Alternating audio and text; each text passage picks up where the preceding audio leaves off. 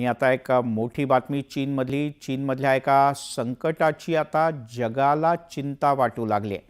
कोरोनाच्या नंतर चीनमधल्या HMPV व्हायरसनं जगाची झोप उडवली आहे.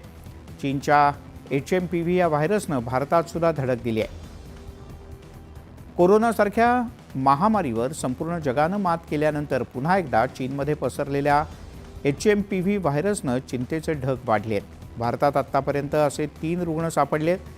गुजरात आणि कर्नाटकमध्ये चिमुरड्यांनाच HMPVची लागण झाली. कर्नाटकात 3 आणि 8 महिन्यांच्या चिमुरड्यांना लागण झाल्याचं समोर आलंय, तर गुजरातमध्ये 2 महिन्यांच्या मुलाचा अहवाल HMPV पॉझिटिव्ह आला आहे. कोरोनासारखीच या व्हायरसची लक्षणं असून नागरिकांनी काळजी घ्यावी असं आवाहन केंद्रीय आरोग्य मंत्रालयानं केलं आहे.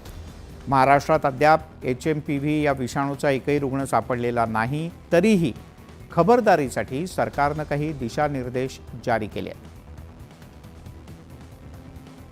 जो विषाणूचा ग्रुप होता किंवा गट होता त्यापेक्षा हा वेगळा आहे.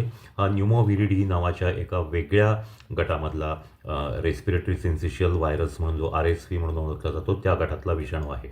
याची बाधा झाल्यानंतर त्या व्यक्तीला नाकातून प्रचंड पाणी गळणं, शिंका येणं, खोकला येणं, घसा खवखवणं, ताप येणं, याचबरोबर हा जर आजार वाढत गेला तर न्यूमोनिया होण्यासारखीही लक्षणं दिसून येतात आणि याच्यामध्ये ऑक्सिजन कमी होऊ शकतो.